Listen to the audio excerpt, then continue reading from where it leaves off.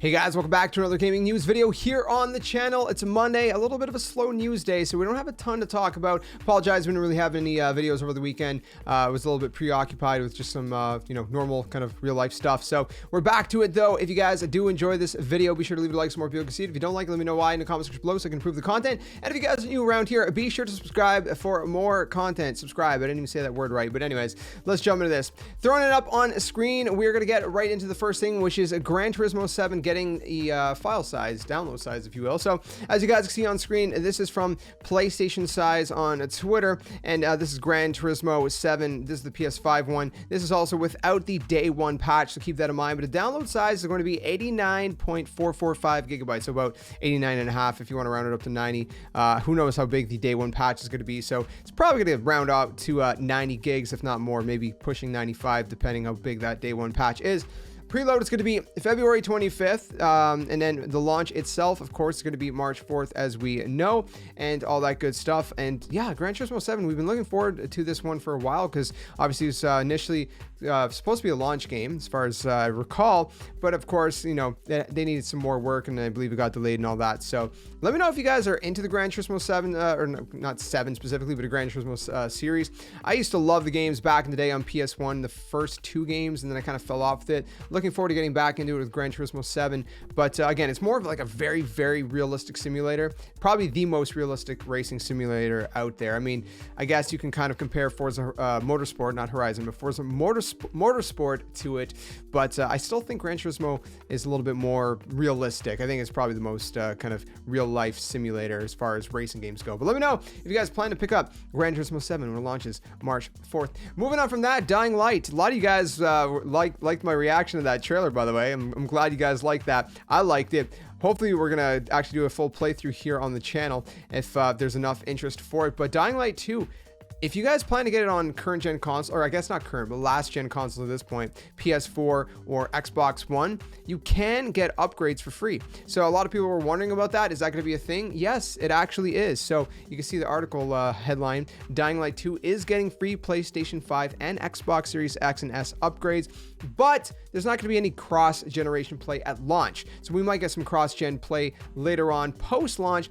But at launch, unfortunately, we're not going to be getting any kind of, cross-gen play. That said, we will be getting free upgrades. So if you do plan to maybe get a PS5 or an Xbox Series X or S later on down the road, you can pick up Dying Light 2 on your current gen consoles. Not current gen, but the one that you currently have, last gen consoles, and upgrade for free once you do, get that upgrade, whether it's the PS5 or the Xbox Series X or S. So pretty exciting stuff. Moving on from that, this one is just kind of a little bit of a funny little kind of thing that happened.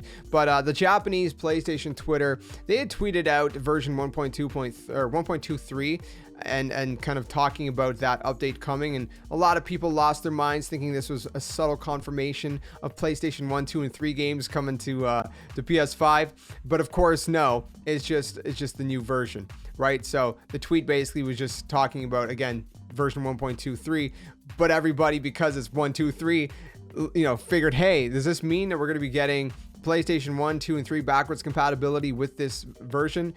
No, guys, unfortunately not. It does not mean that. We still got to wait for that. Again, we've talked about that recently, that there's some patents going on and all that, so hopefully that comes sooner than later. But as of right now, we don't have anything going on regarding that. But whenever we get actual information regarding actual backwards compatibility for either PS1, PS2, or PS3, I'll definitely let you guys know here on the channel. Moving on from that, we have some reports regarding Battlefield 2042.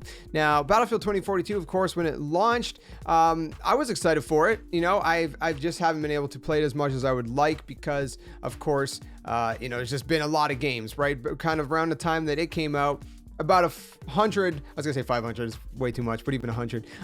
There's like 100 other games that came out, right? We had Animal Crossing big DLC, we had Call of Duty Vanguard, we had, gosh, I'm forgetting off the top of my head right now, but we had a lot coming out at that time and whatnot. But apparently, there's actually not that many players playing it compared to what EA would hope for, and because of that, they are now considering another kind of game mode. So this is coming from Tom Henderson on Twitter. I'll throw it up on screen right now. It says, EA is reportedly very disappointed with how Battlefield 2042 has performed and is looking at all the options when it comes to the title. This is including looking at free to play in some capacity.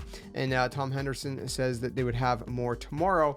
And this was a few days ago, and I've yet to hear anything further beyond that as of this time. So there is talks regarding, maybe making Portal, or at least a portion of Battlefield Portal, free to play, and that can at least somehow introduce some players to the, I guess, the ecosystem. I don't think that's the right word, but basically the gameplay, the general idea of Battlefield 2042, giving some portions of the game as free to play, almost like, I guess, like a short like free to play, or I guess like a selective free to play portion, not really a demo, because this is a multiplayer game, and maybe not even just for like a set time, like some like Call of Duty, they'll do free to play weekends. I think what this more is maybe like a portion of the game is going to be free to play, and if you like what you play and experience, then you have to buy the full game to unlock all the maps and all the modes, right? I think that's kind of the direction that they're maybe thinking in, but again, it seems kind of a little bit uncertain. There's nothing really technically official yet. It does seem that they do have a fix for the game as well, so that's good, because obviously there's been a lot of bugs with the game since launch. That said, the game has a lot of potential in my opinion. I mean, obviously we're all different and you guys may think differently, but I think the game definitely has a lot of potential to be great. I think it's a really fun game when you're not experiencing glitches and bugs, and I think a lot of people would agree with that. I think it's the glitches, the bugs, and maybe the lack of additional content that's maybe holding some people back, because yes, it is large scale maps and there is a good chunk of content in there, but at the same time there is it is limited, right, as well. So I don't know, when you throw that all together, maybe it's just not everybody's cup of tea. I think the game, like I said, from my personal standpoint, I think it has a lot of potential. If they can clean it up, find ways to get players back in, that'd be perfect. That'd be great. So let me know though in the comments, are you guys still playing Battlefield 2042? If you are, how has your experience been with it still in the recent time, in the recent weeks, days, months, whatever? And also, if you haven't played or haven't been playing it, why did you stop? Is it because of the bugs and the glitches? Is it a lack of content? What was your reason for stopping? Let me know in the comments. Anyways, that's pretty much going to be it for today. Like I said, a little bit of a shorter news day. We don't have a lot to talk about. But if you are new to the channel, like I said before, we talk about the games and play the games here on the channel, a little bit of the best of both worlds. So stick around for more. I hope you guys are staying safe, staying well, and have a great rest of your Monday. And I'll see you guys soon for another one. Until then, my friends, game on. Thanks for watching.